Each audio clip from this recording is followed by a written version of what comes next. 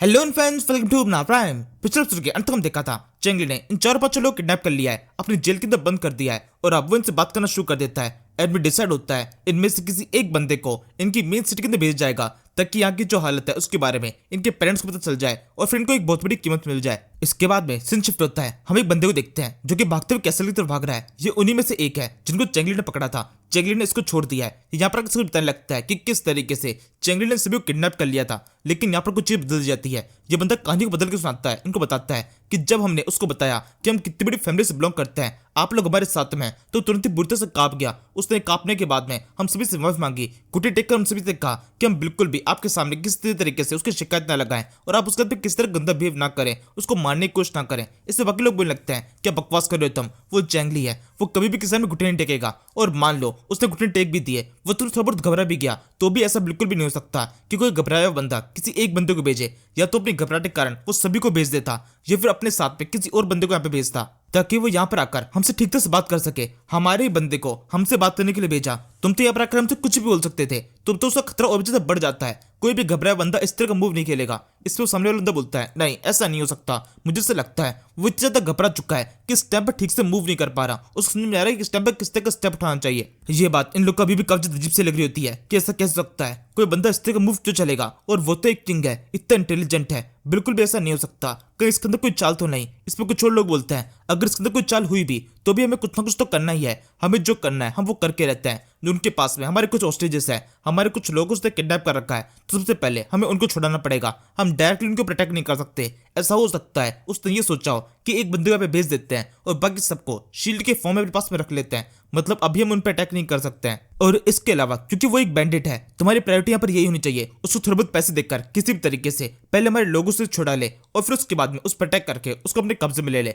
जितने पैसे हम उसको देंगे बाद में वसूल तो हो ही जाएगा। इस पॉइंट के ऊपर इस दरबार के अंदर काफी लंबी बहस होती है और फिर बहस का एक निष्कर्ष निकलता है कि हाँ बिल्कुल इसी तरीके को फॉलो किया जाएगा। चेंगली पास भेजने के लिए एक बंदे को तैयार किया जाता है। इसके बाद में हम चेंगली को देखते हैं जो कि हमेशा की तरह अपनी ट्रेनिंग के अंदर लगा हुआ है। वो इस टाइम पे पानी के अंदर ट्रेनिंग कर रहा है। यहाँ पास में एक नदी है, उस नदी के अंदर उसने कब से अपने पावर्स को एक्टिवेट कर लिया है। उसकी स्वॉर्ड अब जब कभी भी घूमती है पानी के अंदर जैसे एक लहर से जाती है, वो पानी को अपने स्वॉर्ड से काट देता है और आसपास में नहीं काफी दूर दूर तक उसकी एक स्लैश वेव काफी आगे तक मूव करती है। सब लोग ये सब कुछ देख रहे होते हैं, सब लोग मतलब नियो और उसका बुल, इनको इस सब में तो कुछ खास इंटरेस्ट नहीं है क्योंकि नियो के साथ ये केवल एक बचकाना सा खेल है। चेंगली स्टेप पर सोच रहा होता है मैं काफी ताकतवर हो चुका हूँ। वो स्टम लेडी से पूछता है मैं कितना ताकतवर हुआ। इस स्टम लेडी उसको बताने लगती है काफी ज्यादा, तुम पीएलएस स्टेज पे पहुंच चुके हो, कुछ टाइम के अंदर सुप्रीम स्टेज पे पहुंच जाओगे। फिर वो कैलकुलेट करके उसको दिखाने लगते हो कितना ताकतवर हुआ है, लेकिन ये कैलकुलेशन होती नहीं है बल्कि हर बार फेल हो जाती है। चेंगली कहता है ये सब कुछ फेल क्यों हो रहा है, आप तो बहुत ज्यादा ताकतवर है ना, फिर भी ये सब कुछ। इसमें स्टम लेडी बोलती है कुछ चीजें होती है जो कैलकुलेट नहीं की जा सकती,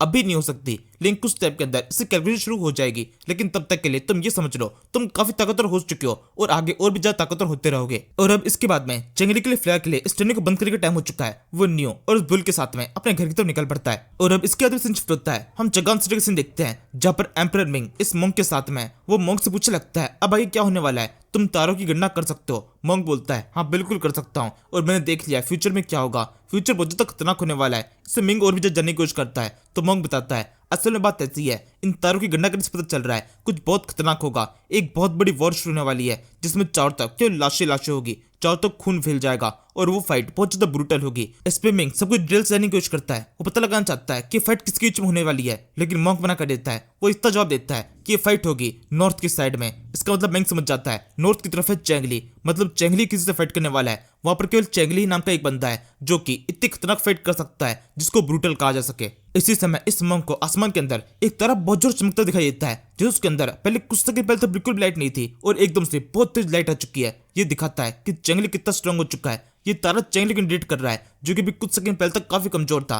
लेकिन उसका लेवल अप होने के साथ में वो काफी ताकतवर हो चुका है। वैसे ये चीज तो इस मोंग को भी कंफर्म नहीं है, इसका मतलब ये भी हो सकता है जो चेंगली का दुश्मन है वो अब ताकतवर हो रहा हो, वो कुछ टाइम पहले तक कमजोर था और अब एकदम से अपनी ताकत को बढ़ा रहा है चेंगली को प्रोटेक्ट करने के लिए। इसके बाद में सीन दोबारा शिफ्ट होता है, हम लिन साओ को देखते हैं जो कि सामने की तरफ एक बहुत बड़े एरिया को देख रहा है। अब फाइनली जाकर उसकी जस्टिस गिल्ड को एक बहुत बड़ी जगह मिलने वाली है। वो पूरे एरिया को देखते हुए बोलने लगता है देख रहे हो इसे, ये एरिया हमारा होने वाला है। ये जो सिटी के अंडर में आया करता था लेकिन उसके किंग की मौत हो चुकी है, इसलिए अब ये एरिया किसी के भी अंडर में नहीं है। यहाँ पर जितने भी लोग थे वो अपने एकदम खुले खुला हो चुके हैं, इनके ऊपर अटैक करके हम इनको अपने कब्जे में कर सकते हैं। मास्टर क्वी ने यहाँ पर अटैक करके इसको कब्जे में लेने की कोशिश की थी, या के लोगों के ऊपर कब से टैक्स भी लगा दिया था। इस वजह से यहाँ पर जितने भी लोग हैं वो बहुत ज्यादा भड़के हुए हैं। उसी भड़क का हम फायदा उठा सकते हैं, इनके ऊपर अटैक करके इस पूरी सिटी को अपने कब्जे में कर सकते हैं, जिसके बाद में ये जगह जस्टिस गिल्ड का पहला बेस बनेगी। इसी से पता चलता है यहाँ पर एक गुरु चेला और उसके अलावा लिंचोंग भी मौजूद है। गुरु चेला बोलने लगते हैं, वैसे क्या तुमने सोच लिया अच्छी तरीके से इस जगह पर तुम्हें अटैक करना है? ये जगह पर अटैक करना कब खतरनाक हो सकता है। लिंसाओ बोलता है, हाँ मुझे पता है काफी खतरनाक हो सकता है, लेकिन मेरी पावर कब तक बढ़ चुकी है।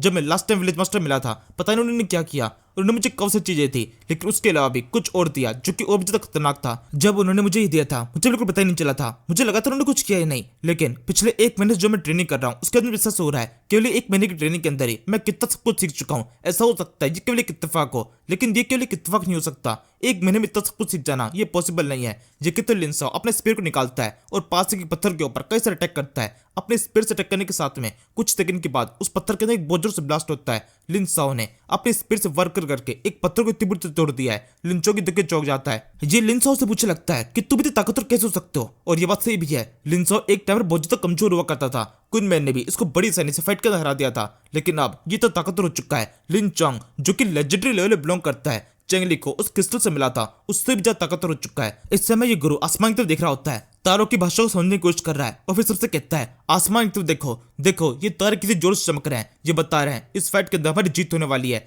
आज जो हम फाइट करेंगे उसके बाद में इस दुनिया का फ्यूचर डिसाइड होगा, हमारा फ्यूचर डिसाइड होगा। जस्टिस गिल्ड की ये अब तक सबसे ज्यादा बड़ी फाइट होने वाली है। सारे सोल्जर्स तैयार हो जाओ। इससे दिखाई देता है वो नीचे की साइड में एक बहुत बड़ी सेना है। लिंसाओ लगभग अपने सारे लोग यहाँ पे लेके आ चुका है और अब कुछ सेकंड के अंदर ये सारे लोग ये जो स्टिकर धावा बोलने वाले हैं। इसके बाद में सीन टोड विलेज के अंदर शिफ्ट होता है, जब स्टडीज चंगली को बताने लगता है कि किस तरीके से लिंगजाओ से एक बंदा यहाँ पर इनसे बात करने के लिए आया है, लेकिन चंगली साफ बात करने से मना कर देता है और लूबाई को सारी कमान संभाल देता है कि लूबाई जाकर उस बंदे से बात करे। स्टडीज को ये बात थोड़ी अजीब से लगती है कि लूबाई जाके बात क्यों कर रहा है, चंगली खुद से क्यों नहीं कर रहा, क्योंकि ये बात बहुत ज्यादा इंपॉर्टेंट है, इससे बहुत सारे पैसे आ सकते हैं। लेकिन चंगली अभी भी नहीं मानता, वो लुबाई को इस सारी बात संभालने के लिए कहता है। जिसके बाद में हम स्विंग और इस बंदे को देखते हैं, दोनों आपस में बात कर रहे हैं। ये बंदा स्विंग का वजह तारीफ कर रहा होता है कि आप बहुत ज्यादा सुंदर है, जितना आपके बारे में सुनाता हूं उतना सब कुछ सही है। इसमें स्विंग बोलती है, हाँ बिल्कुल मैं थोड़ी बहुत सुंदर हूँ, चलिए अंदर आइए, मेरे हस्बैंड कुछ टाइम अंदर यहाँ पर आते होंगे।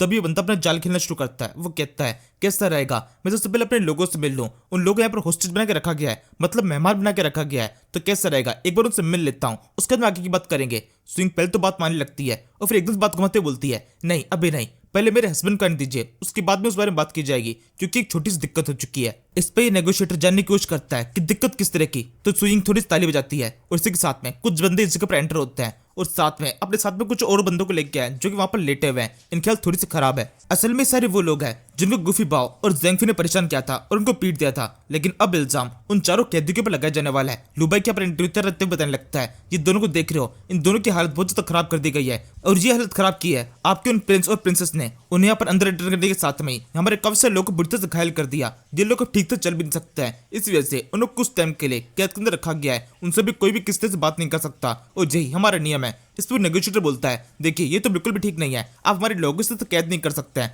अगर आपको थोड़े बहुत पैसे वगैरह चाहिए तो हम पैसे देने के लिए तैयार है। लुबाई कहता है, क्या बकवास कर रहे हैं आप लोग हमारी सिटी के अंदर आकर हमारे लोगों को परेशान करेंगे और उनको परेशान करने के बदले में हमें पैसे देंगे। आपको क्या लगता है हम इतने बड़े भिखारी है कि खुद को परेशान करने के बदले हमसे पैसे ले ले? नहीं, ऐसा बिल्कुल भी नहीं होगा। हमारे विलेज के अंदर इंसानों की कीमत किसी भी तरह के पैसों से ज्यादा है, आप किसी भी तरीके से हमें खरीद नहीं सकते हैं। इस पर नेगोशिएटर बोलता है, बिल्कुल खरीद सकते हैं, हमारे पास बहुत सारा पैसा है, एक अमाउंट बोलिए, वो अमाउंट आपको दे दिया जाएगा। इसके बदले में हमें बस हमारे प्रिंस और प्रिंसेस चाहिए, किसी भी तरीके से उनको हमारे हवाले कर दो और जितना पैसा चाहिए उतना पैसे लेके चले जाओ। लुबाई कहता है, नहीं ऐसा नहीं होगा, मैंने सब कुछ बोल दिया है, जैसा मैंने कहा है बिल्कुल वैसे होगा, हमें किसी भी तरह से कोई पैसे नहीं चाहिए, हमारे लोगों को जितना नुकसान हुआ है उतने नुकसान की भरपाई करनी पड़ेगी। जिस तरीके से आग के बदले आग होती है, खून के बदले खून, उस तरीके से इस चोट का बदला भी किसी खतरनाक चोट से लिया जाएगा। हमें पता है आप लोग इस सिटी के अंदर क्या सब कुछ होता है, लड़कियों के साथ में किस तरह का बिहेव किया जाता है, किस तरीके से वर्कर्स को मैनिपुलेट किया जाता है, उनसे लगातार खुदाई करवाई जाती है, लगातार उनसे काम करवाया जाता है, और इसके अलावा भी कितने सारे गंदे गंदे तरीके के काम कराए जाते हैं। इसलिए हमसे बिल्कुल भी इस तरह की बात मत कीजिएगा कि क्या सही है और क्या गलत, क्योंकि आप लोग हमेशा गलत की तरफ ही रहेंगे। इस पे इस नेगोशिएटर को थोड़ा गुस्सा लगता है कि इस तरीके से इनके आंतरिक मामलों को जब दूसरे देश के अंदर इस तरह से उछाला जा रहा है, इन लोग को इस बात से कोई मतलब नहीं होना चाहिए कि अपने देश के अंदर किस तरह से किस तरह के लोगों के साथ में क्या बिहेव कर रहे हैं।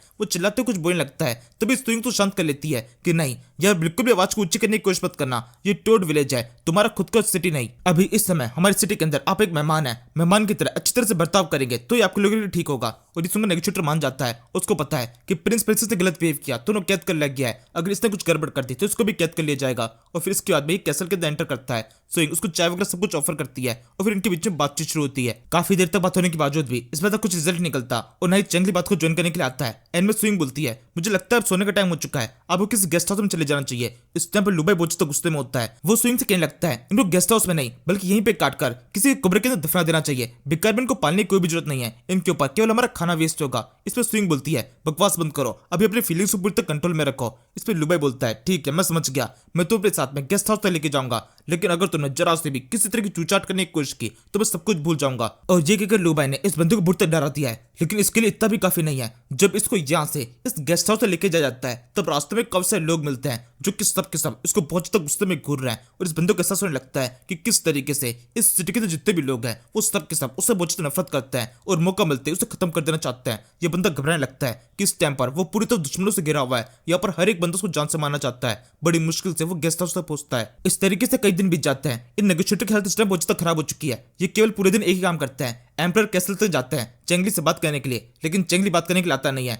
दोबारा से गेस्ट हाउस के अंदर आ जाता है केवल गालियां खाते हुए। और इस तरीके से इतनी सारी गालियां खाते हुए नेगोशिएटर उसके जितने भी लोग आए हुए हैं उन सभी की हालत बहुत खराब होने लगी है। इनको देख के लग रहा है ये ज्यादा लंबे टाइम तक इसे बर्दाश्त नहीं कर पाएंगे और कुछ टाइम के अंदर यहाँ से लौट जाएंगे। फिलहाल के यहीं पर इस सीरीज के एपिसोड को खत्म कर देते हैं। Thank you for watching.